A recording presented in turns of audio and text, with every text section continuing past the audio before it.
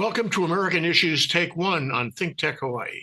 I'm your host, Jay Fidell. Today we'll talk about how the First Amendment is being strangulated. The attacks are coming more often now. Our guest for the show is DeSoto Brown, an historian. Welcome to the show, DeSoto. Thank you for having me, Jay. It's you and I get into some intense talks, and they're good.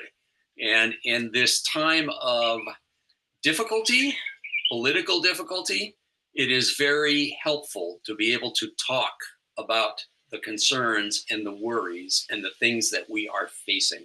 We need to talk about the demise of the First Amendment while we still can. You know, for many years, we took it for granted and we didn't think much about it. It was just a phrase that we learned in school and it was a given, but that seems to be over. So let me ask you a very broad question, DeSoto. What are the indications that this administration is pulling the rug out from free speech? Well, there are a lot of them. And the problem is that this regime that we're under right now is going at a mile a minute. And so things are being thrown at us constantly to the point where it's hard to keep track of what the latest threat is and what the latest danger is. But just some things that come to my mind initially are, for example, the Voice of America. The Voice of America has been a media outlet supported by the federal government of the United States to broadcast to the rest of the world, supposedly free speech, supposedly the truths of what are happening, so that people in places that don't have freedom of speech, that have controlled media, can get some sense of the rest of the world and some sense of what's really happening. And this is just being in the process of being throttled, of being killed.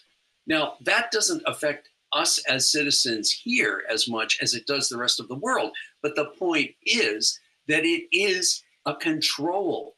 It's something that is out of the control of the Trump gang, and they don't like it, and they don't want it. And they're saying, oh, this is a cost-saving measure, and they'll find other justifications for it. But it is, in fact, the United States trying to spread freedom of speech internationally. And if it's going to be, and it is always, the Voice of America always, by its very existence, in the way it was created, was supposed to be free of control of the whatever current president and political power was resting in the United States, was controlling in the United States. And now, because that's the way it is, it's being killed. Now, what is this? Again, it's not just for us. It's what does this say to the rest of the world? It says bad stuff to the rest of the world. And it says bad stuff to us, too. Yeah, it's part of that city on a hill. It's the beacon of liberty. Right. And it makes a statement about the United States. What it says about the United States, or what it has said, not saying it much anymore. What it has said is that we have free speech here, and you ought to consider having free speech where you are, because free speech is an emblem of democracy. And what is odd these days is you take it away from Voice of America, you're really saying, let's take it away domestically as well, because it's all in an echo chamber, international and national. And if we start eating away at free speech on one side, then we wind up eating away at free speech on the other side. Yeah. And in the United States right now, there still is free speech. However, through a confluence of politics and economics, primarily under the control of multi-billionaire international power man Rupert Murdoch, who controls media in Australia and the UK and the United States, particularly Fox News, quote unquote news, that is pretty much the propaganda arm of the Trump administration / dictatorship.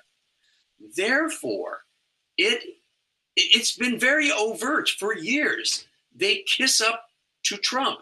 They give Trump a free sounding board. Trump calls arbitrarily at different times of the day or night, and they put him on the air. And he has been what they've been guided by because they're making money that way. Rupert Murdoch is a businessman. He wants to make money. He created this ultra right wing media empire. And I don't know how much of that is his true belief or how much of it is this is a way to make money. But regardless, it doesn't matter. It's there. And Fox, for years, ever since Trump began saying he wanted to run, even before that, well before he declared for presidency, he was on there all the time spouting whatever he wanted. And they gave him this free platform to propagandize through.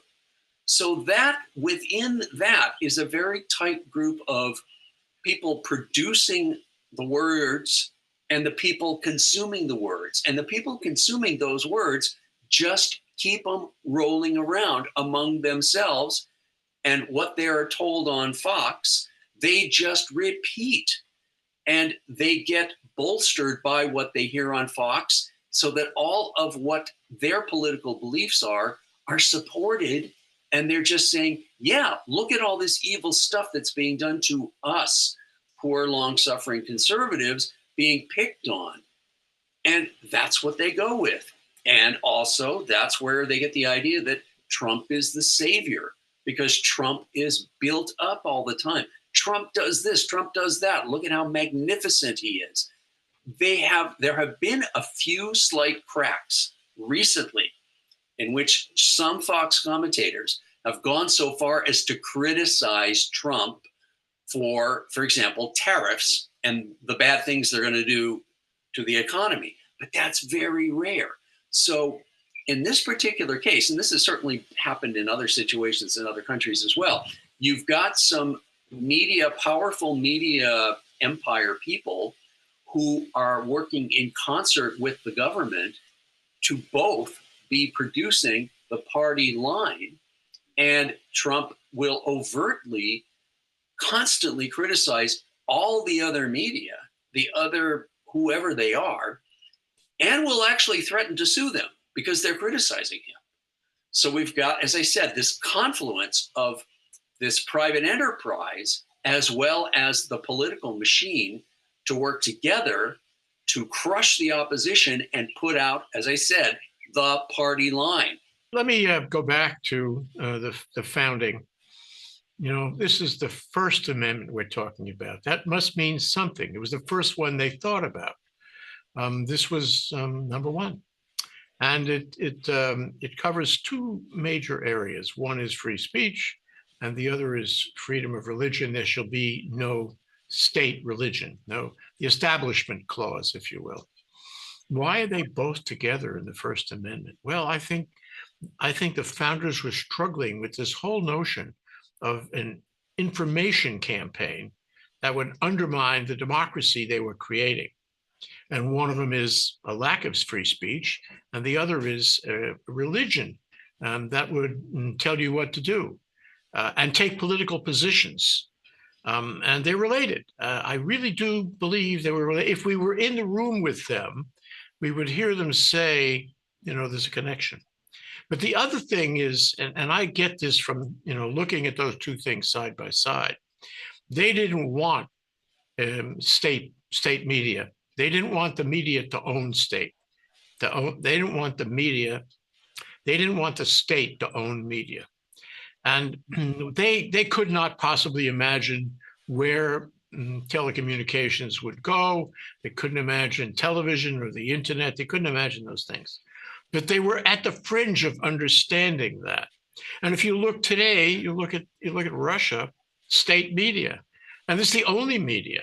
And people sit all day and watch the television in their homes all across Russia, and they get state media.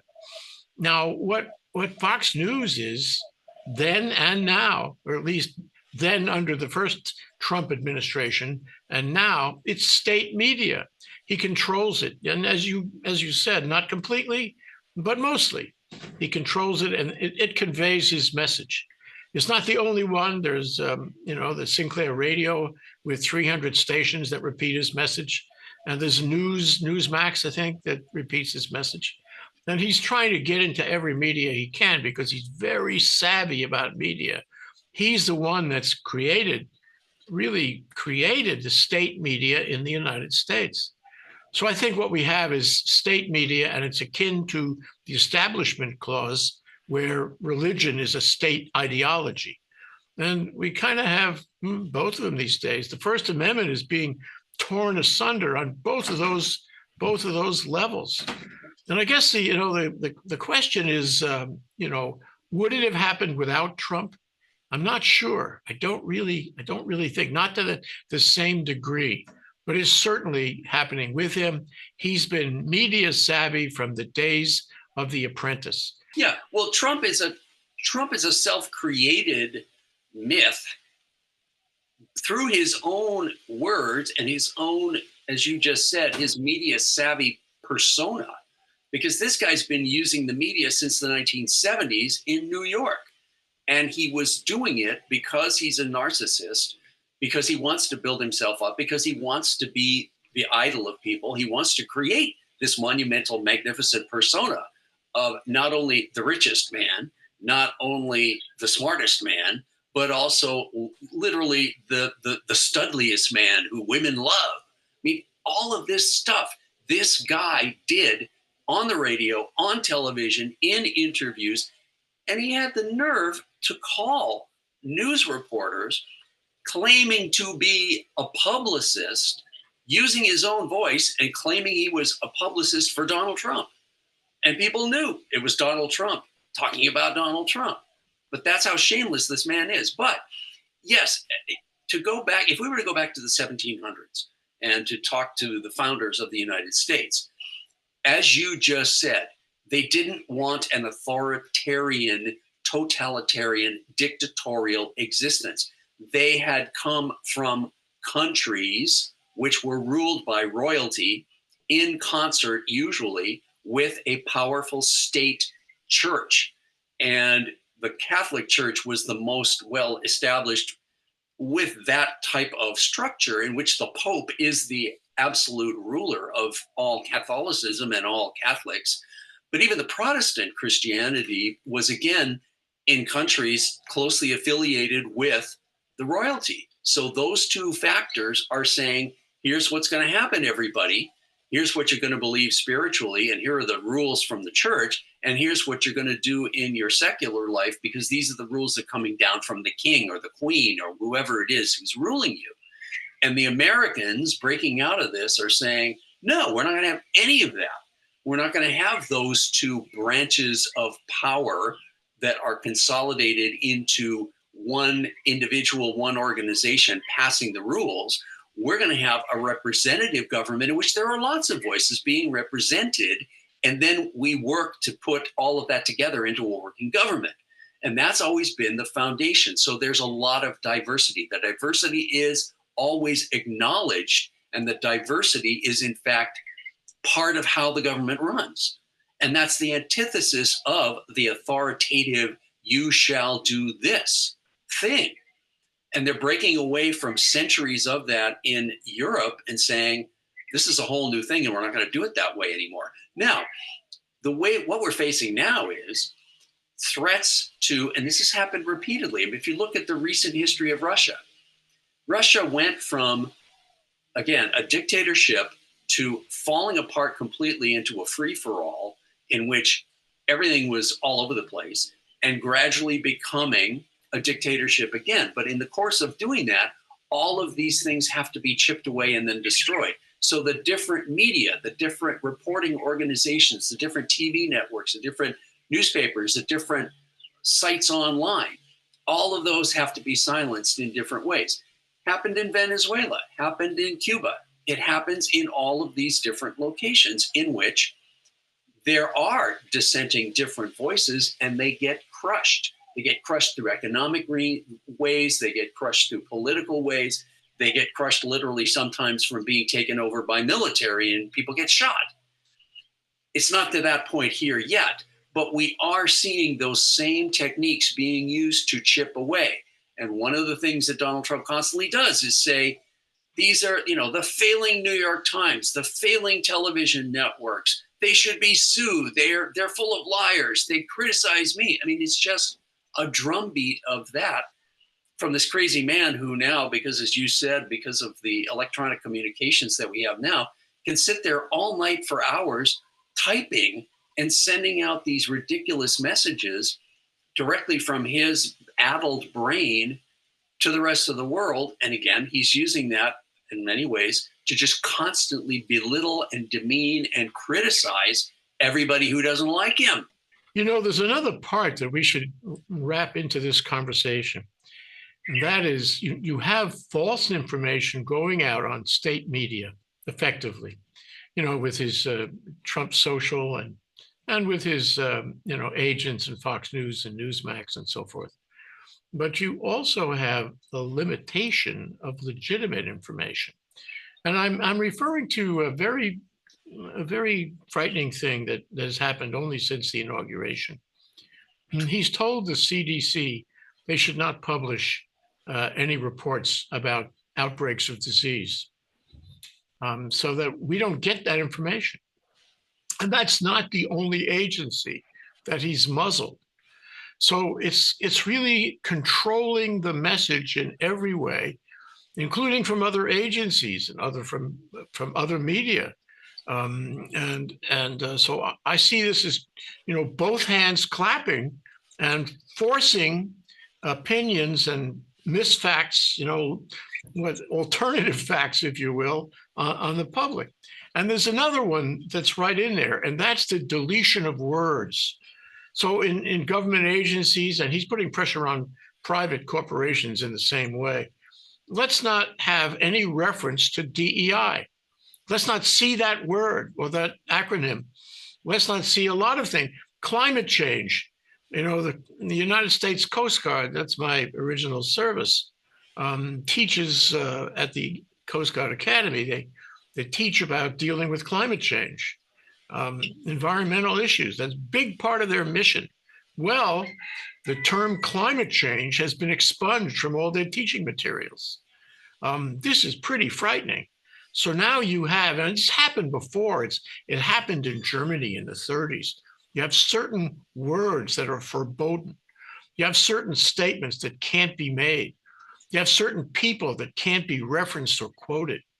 So the message is being completely controlled, or he's trying to completely control it, not only in the positive statements that he makes and in the statements that his acolytes make, but in controlling, stopping, enjoining the use of words and thoughts and references in all government agencies and all the corporate world that he controls. So this is more than one hand clapping. When you first started just talking just now, the first thing that came to my mind, and you may remember this, during COVID, so that was 5 years ago by now, Florida was having really high numbers of COVID cases. And what did they do? They just stopped reporting them.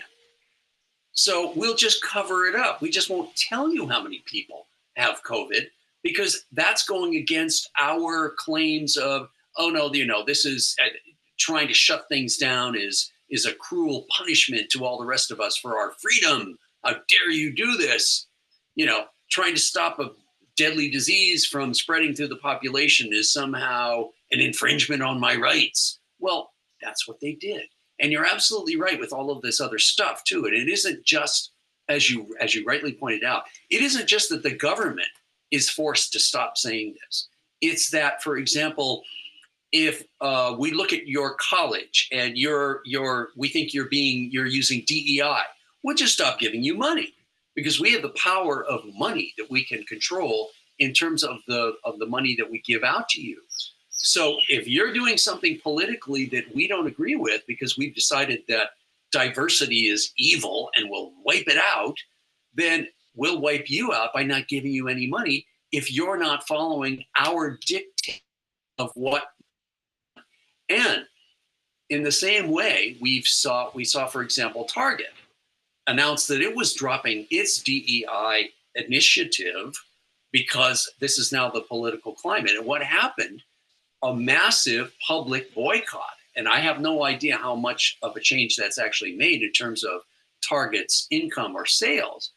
But it is one way that people can fight back in the face of this, even when it isn't even the government that's doing it, but it's private industry going along with the government doctrine because they think they have to do that in order to get along with what's now coming apart, what's happening. And this happens again multiple times in multiple countries. You can find this. We look at Germany in the 1930s as our prime example, but it happens all the time all over the world in exactly the same way. And Venezuela, for example, used to be a very thriving country with a thriving economy, primarily from oil.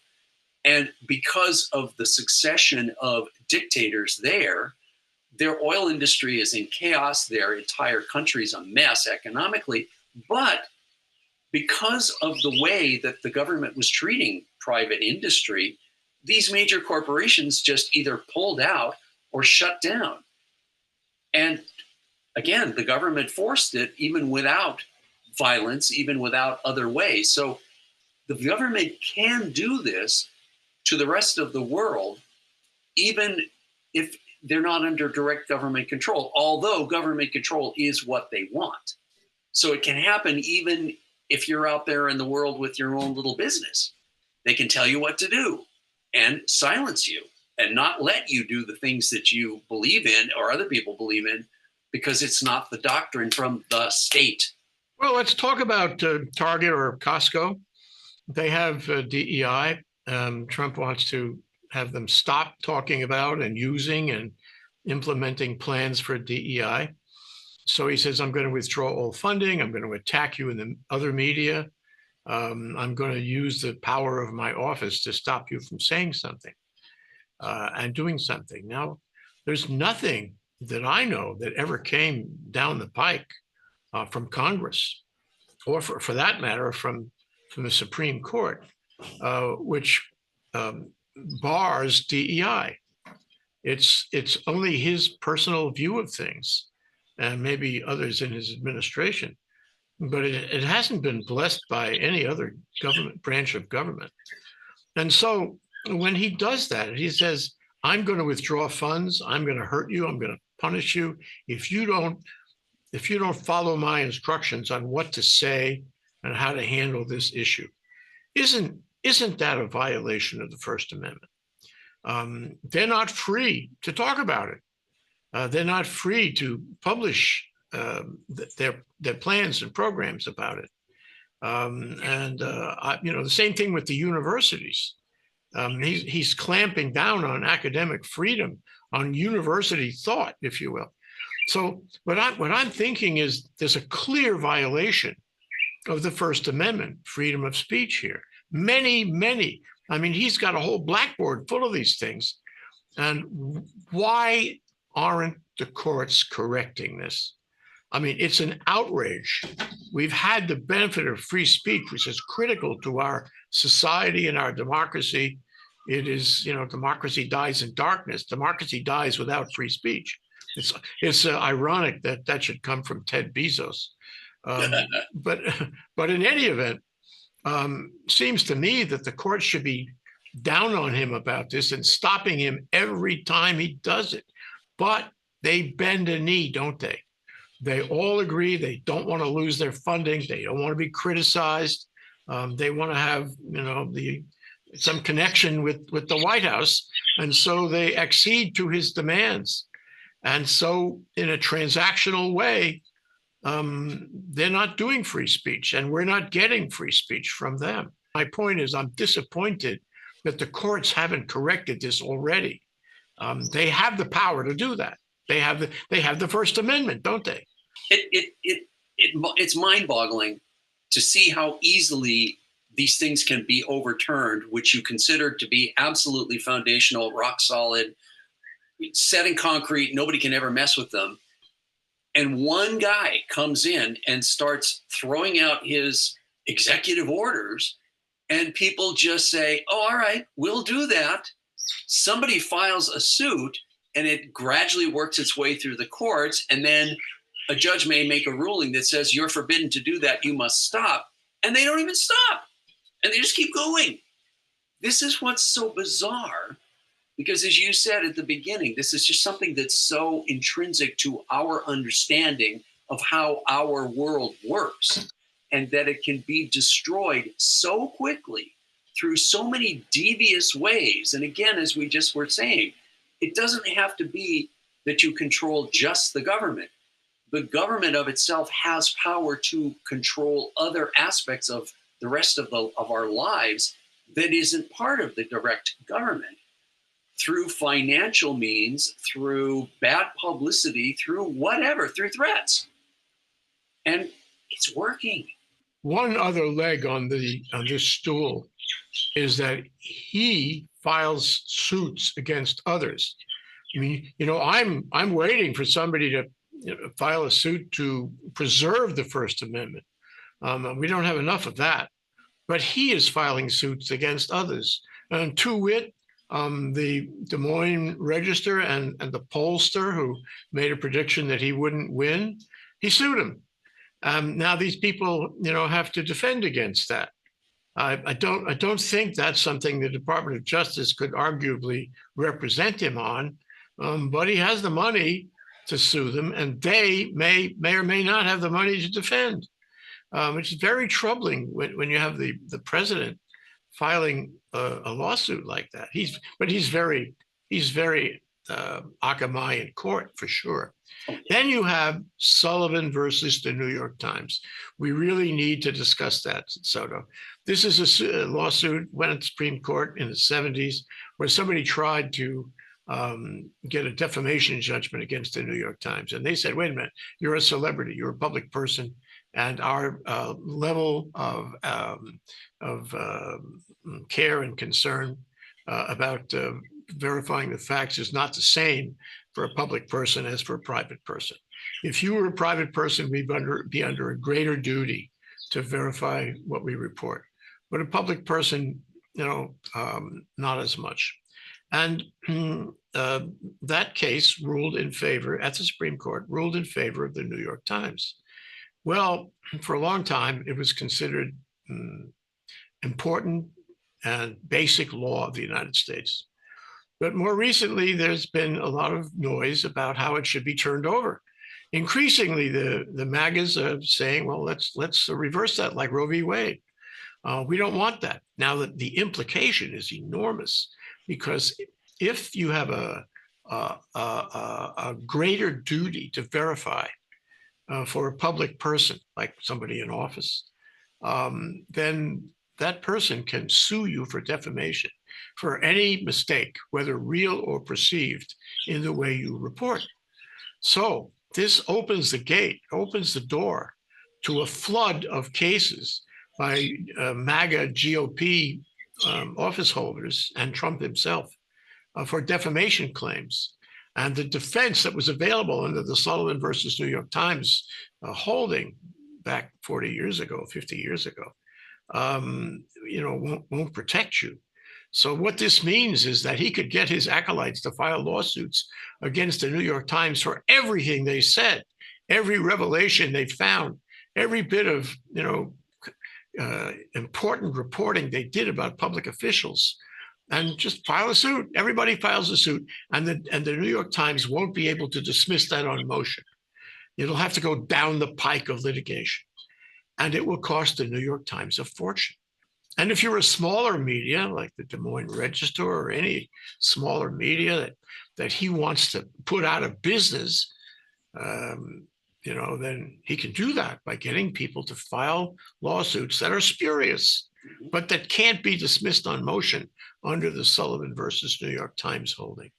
This is very troubling, and this may very well happen as and when that case comes up for further review by our Supreme Court. Yeah, and what's already happened and what we've seen in the Supreme Court is, and the Supreme Court is still a really amorphous, hard to get a grip on thing, because those individuals are still individuals, and they're not a monolithic pro-Trump bloc. So fortunately, there are some cracks in that as well, in a good way.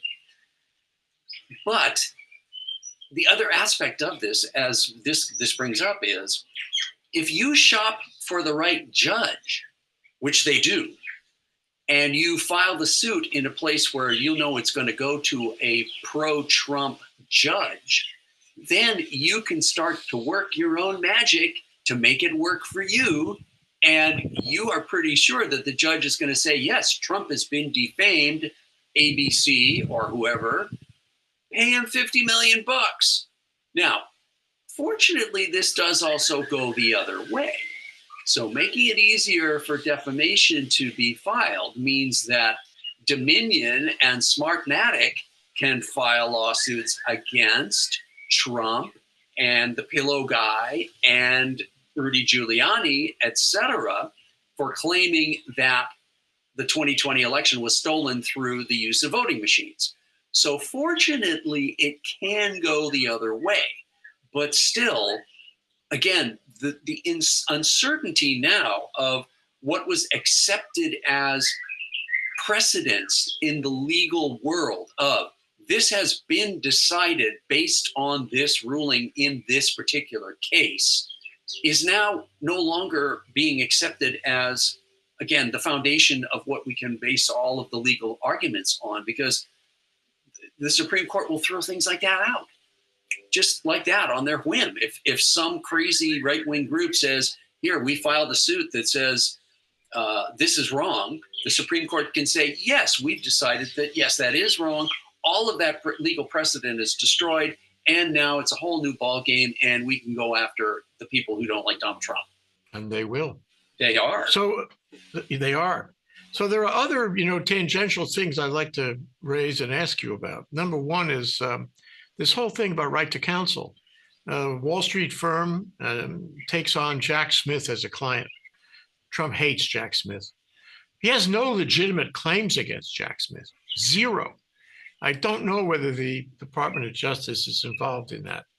But what he did was he told that law firm that if they represented Jack Smith, he was going to tell all their contracting clients, some of whom are in the billion-dollar category, not to do business with them. And they have to stop representing Jack Smith. What about right to counsel? I mean, the American way is everybody has a right to counsel, good, bad, or otherwise. And what he's doing is separate. And there's another case too involving another firm in the state of Washington, I think, where he told them that if you continue to represent this person, I am going to pull all your government contracts. That is a clear violation of something. I'm not sure whether that's First Amendment or something else, but he's trying to, muzzle these law firms. He tried to defang these law firms so that the guy who needs counsel can't get counsel, because and this is something we should talk about too. It's the fear factor. If I get these law firms to back out, and some other law firms might be inclined to represent the same individuals that he hates so much, like Jack Smith, they're going to think twice. They're going to think, how can Trump hurt me if I take this case? So what you have is Jack Smith is, walking the streets, hypothetically, trying to find counsel, and they're all afraid. This is the fear factor. And part of this deprivation of the First Amendment is using the fear factor so people shut up, so they don't talk, they don't do things, they don't take the positions they would otherwise take. Yeah. This is something that Anne Applebaum wrote about in The Atlantic a couple of years ago. She was analyzing how the Russians took over the government of East Germany. And one of the big things is they terrified the people who were holding office, who might have done the right thing, but were convinced to do the wrong thing by fear. And when you have fear operating as a motivator, as we seem to have now, that is also killing democracy. Yeah. And what this points out is that when a regime gets the idea that they need to take over everything, and so they pick all of these different ways to chip away at the freedoms that are already in existence, exactly as you just said. And you do it through intimidation, and you do it through direct threats. and you do it through threats of withholding funds, and you do all of these different things to all the different parts of the economy and the social structure that exists, to where you wear everybody down to the point where they are too scared to fight you, or too intimidated or too oppressed to fight you. And when it gets extreme, you kidnap people and kill them and make it clear that they have been disappeared, or you dump their body somewhere so people find it and it gets publicized. And the people who are speaking up and the people who are fighting back are literally murdered. And that's one of the ways that you, again, spread your fear, because it's now that people understand there is a secret agency that's going to come after me, potentially beat me up, potentially burn my house down, potentially torture me to death. And I'm not going to say anything because I'm scared. And again, this is a classic thing that happens. It happens in cultures all over the world, in politics all over the world. And when it gets really scary, and what you then really are afraid of is the point of actual civil war or roving bands of murderers who are government supported, and or the media being used to make people even more whipped up in a frenzy where they'll go after in mobs. They'll go beat people up. They'll go burn buildings down. They'll go do things like that. And when it gets to that point, everybody is in an absolute panic and rigid with fear. And it works for the government that wants it. The only spark of hope in situations like that is that even within what appears to be a monolithic dictatorship, there are still factions that are fighting. And every so often, somebody who is in power suddenly gets turned against and they get dethroned. So you can only hope for stuff like that when it reaches that point. And we're not there yet, but we're taking those steps towards all of that. Well, he's taking every step he can. I mean, look at the way he conducts these press conferences. AP News, which was the senior medium, the senior press organization in these press conferences, has been barred.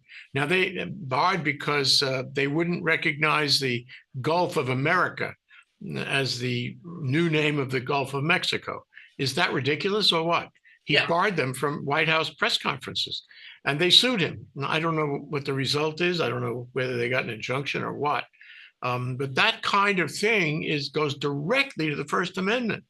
And so what you have is also, if you look at these press conferences, that he excludes a lot of media. If they're liberal media, he don't want them there. If they're, they're extremist MAGA media, he wants them there. And so the composition of those people in the audience, when you see a shot of this, a video shot, it's different than it used to be. And then he's the one with the microphone. I remember one where he had the microphone and nobody else had a chair. They had a stand and nobody else had a microphone. So the only voice that got on the soundtrack was his. And that kind of manipulation of the configuration of the press conference, as I say, he's very akamai about it. But you touched on one thing that I think we should spend some time on, and that's protesting. The First Amendment is most ardently expressed in public, arguably peaceful protests.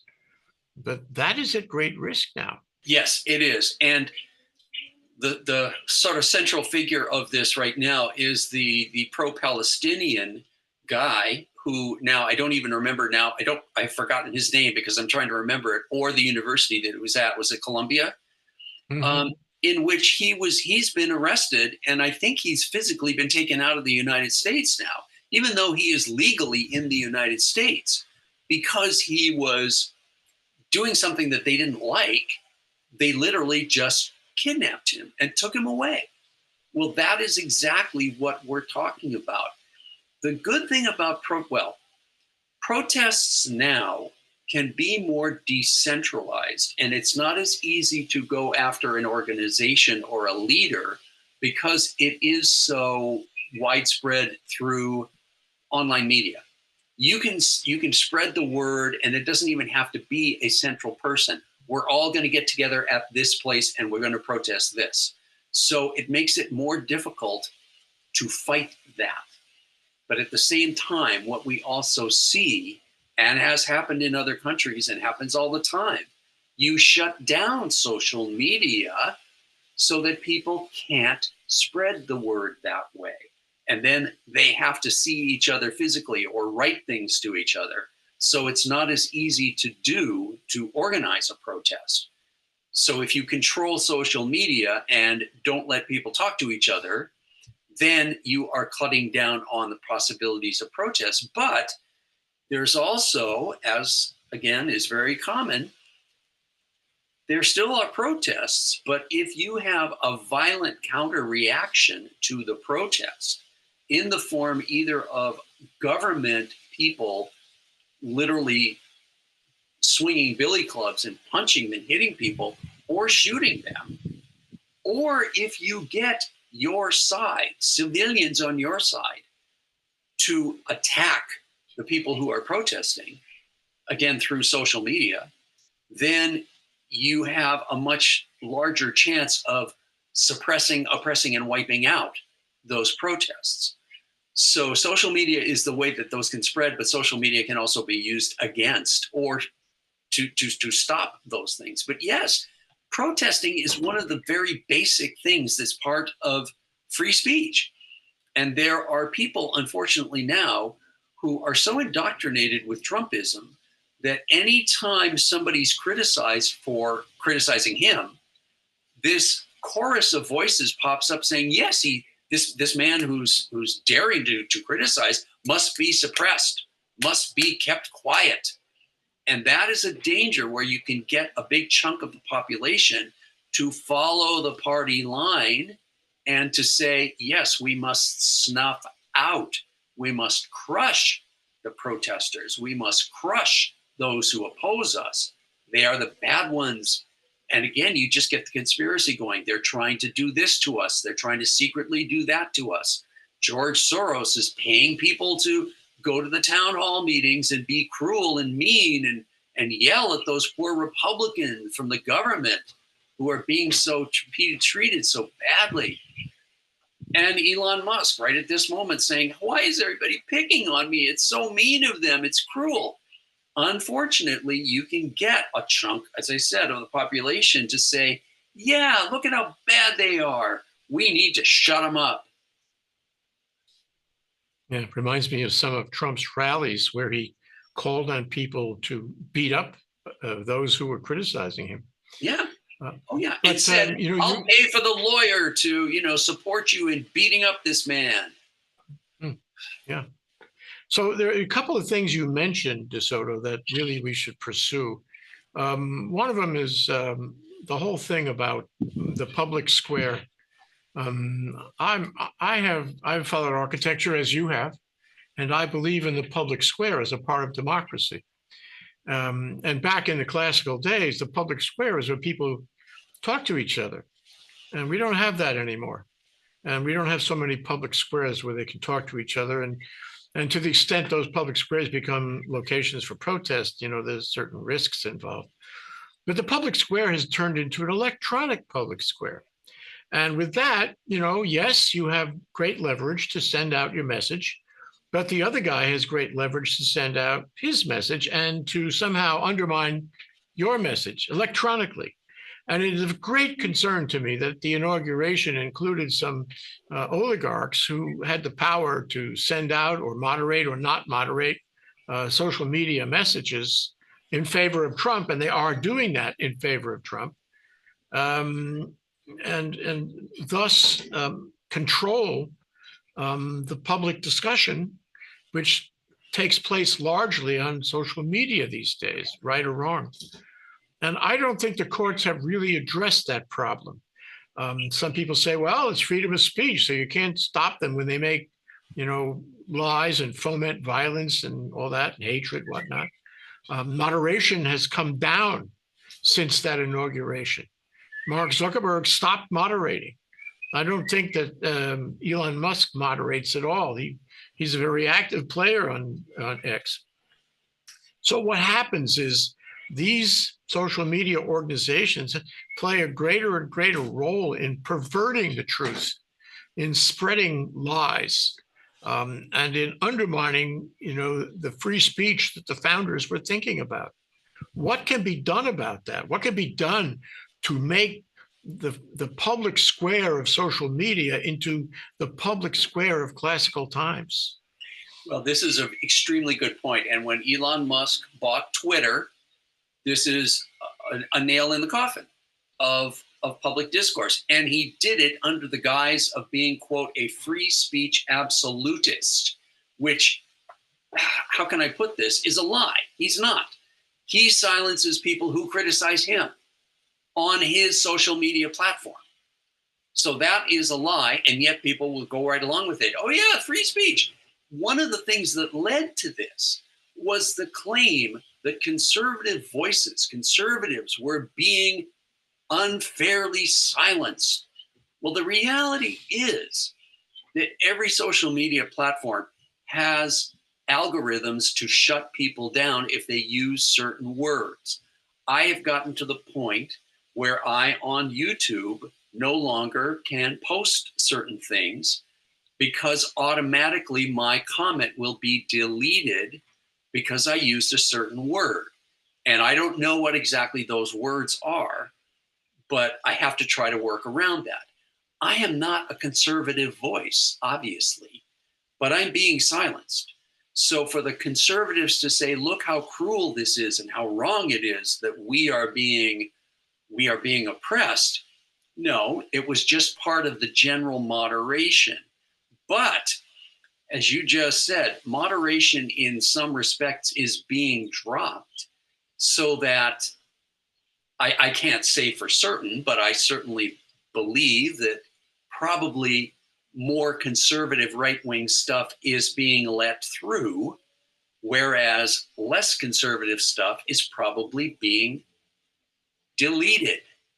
So is there a legal, as you just asked, is there a legal way to change that? The only thing that comes to my mind is antitrust laws, because monopolies in the past, in part of the United States, it's been a legal accepted practice to be able to break up monopolies for the sake of competition. And in this case, we can take it further and say, for the sake of free speech. Is that going to happen? Is that even the way it can happen? I don't know. But certainly major corporations, Standard Oil was broken up more than 100 years ago by the federal government. I would say that, again, being able to do that in terms of oligarchs who have their hands in so many things, to be able to say, you cannot own this, and this. You're going to have to divest yourself of these things so that they become competitive again. Maybe that's the only way we can do it. Yeah, when you think about social media, there's only like 3 or 4 social medias, and they're largely controlled by oligarchs. Yeah. And I'm very concerned about TikTok because I suspect that Trump is going to try to get control of that. And when he gets control of that, he's going to have control of Facebook through Mark Zuckerberg, who likes to bend a knee.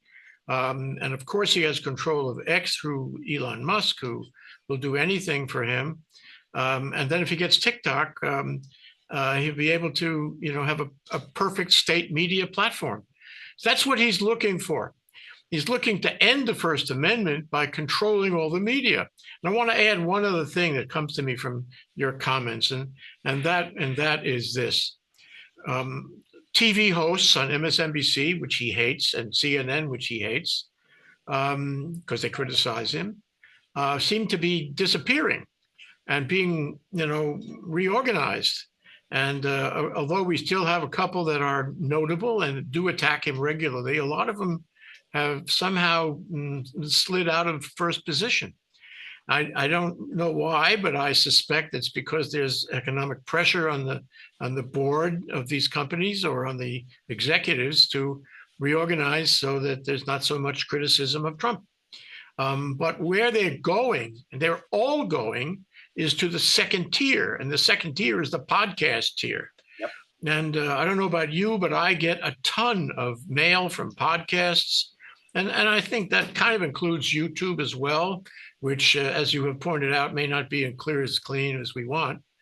But what I find is that the liberal voices have all kind of gone onto these podcasts, call it a second tier, and they're good, and they're well informed, and they have good, thoughtful opinions, and they have very important guests who are experts in one area or another. But what I also know, and I'm interested in your reaction to this, is that this is not lost on Trump and his friends. And what they are doing is also going on the second tier. And so, yeah, you can find podcasts on the second tier that oppose Trump, but you can also find podcasts on the second tier that support him. So I think he's making the same move. At the end of the day, what you have is two opposing voices on that tier. And they're competing with each other. They're at war, just the way they're at war on social media. So it's hard to say what the public takes from that, what the ordinary Joe Schmo takes from that, because he may be as confused with that as he is with all these other news media. Fox Media fighting MSNBC. And so you have them all fighting. And at the end of the day, people say, God, I can't follow all this. This is too much for me. I'm out of here. I'm not going to look at the news anymore. Or I'm confused. And maybe, just maybe, the Trump followers are right. That's the problem about trying to dilute the news stream. Yeah. Now, what you're saying is very true. And this has been true over time. Technologies change. And as technology changes, the smaller person gets more and more capabilities to put out his or her voice. And what has happened is, if you were to have gone back, say, 50 plus years, it was the only people who could gather news, particularly for television, had to have a lot of money, because you had to have equipment that was extremely expensive. You had to have equipment to shoot the story as film or videotape. You had to have the equipment to edit the story. You had to have the studio to broadcast the story. Well, since that time, every one of us now and today has a phone in our pocket, in our possession, that we can do all that with one little skinny thing. So all of us, we can do this right now sitting in our homes. You and me are talking to each other long distance this way, and we're putting this out for people to look at. So the technological changes have allowed a great deal more diversity, a great deal more viewpoints to be put out there. And a lot of it is just stupid stuff, people doing stupid stunts and things like that. But still, there is political commentary. Now, I agree completely that I look at all of those same people online, again, who are literally sitting in their homes, sitting in front of a television, sitting in front of a machine like this. The downside is that while they're all out there and they're good, and I agree, they, as an individual, do not have the capacity to go gather the news, which a news organization does. So they have to depend upon AP. They have to depend upon the TV networks. They have to depend upon New York Times and Washington Post, who have reporters who are going out and digging this stuff up. So that second tier of people is important for news dissemination that bypasses the traditional television station, that bypasses the traditional newspaper, but they don't have the news gathering capacity to go dig that stuff up. And that's the downside. But yes, we are seeing a major shift away from the established TV networks, and that includes Fox. Fox, trumpets how big its audience is. It has a tiny audience compared to what news, what news programs used to get. It's just one, but it's the loudest. But regardless of that, yes, it's good that we've got that second tier, but no, the second tier doesn't have the physical capacity to go out and get the stuff that the first tier still does. And we still are depending upon those sort of, legacy sources to get the raw information. I totally agree. But you know what, DeSoto? It seems to me that there may be a generation coming up. I got my fingers crossed on this because I never know what the next generation is going to do. Generation coming up that will be doing investigative reporting, that will read up on things, that will go and interview people, and you can interview anyone in the world so easily from your cell phone, and get original news. Up to this point, the original news has come from the national newspapers, and everybody, syndicates that. But if these young journalists, call them citizen journalists, will spend the time and have the resources to develop and to research and report original news, that will change what you're talking about. Yeah. Anyway, and you know what? I mean, and I want to just say, you and I are old men, okay? We're old. We're not a young generation anymore. We're part of this entire thing, and we make use of the technology. But we still are thinking in terms of the way you did it 50 years ago. And you're absolutely right. It's going to have to be people who aren't even bound by those things to just go out and do it. Now, I will have to say, too, that we talked about defamation lawsuits. If you've got a bunch of citizen journalists, it's easier to shut them down as one single person than it is a large news organization by threatening a defamation lawsuit. So it's the other side of it, too. Well, the other side of it, requires lawyers who will defend them and make counterclaims and the like, who will go to court. And although I don't have that much confidence in the court nor in the legal profession, I suspect that if there is a growth, if the citizen journalist group grows, then there should be growth of the legal defense group, who will defend them in court and keep them in business. And in that way, there'll be a balance, and hopefully we can preserve the democracy. We're almost out of time, DeSoto. What would you leave with our viewers today from all of this? Tell them how they should feel. I wish I could sum this up succinctly and I wish I could be optimistic. I don't think I can be optimistic. I don't know. I don't have a good thing to sort of uplift people and say, we can fight in this way. We can protest. We can boycott. We can physically go someplace and carry a sign. But what I think is really the most promising is economic boycotts. And it seems to be working with Elon Musk and Tesla. And that is upsetting him. And if he's upset, I'm happy. If he's feeling threatened, that's good, because he's got too damn much power, and he's a power mad, crazy man. And he's been given the opportunity to go mad. But if you can hit him monetarily, because again, like Trump, they see themselves important because of their money. If you can chip away at that money, you're going to hurt them. And that's a good thing. So if we can not buy stuff, if we can buy other things, if we can turn away from, that is something we can do to get that message across. And I certainly think it's happening with Canada. Canadian citizens have turned away from buying American products. Canadian citizens are not traveling to the United States.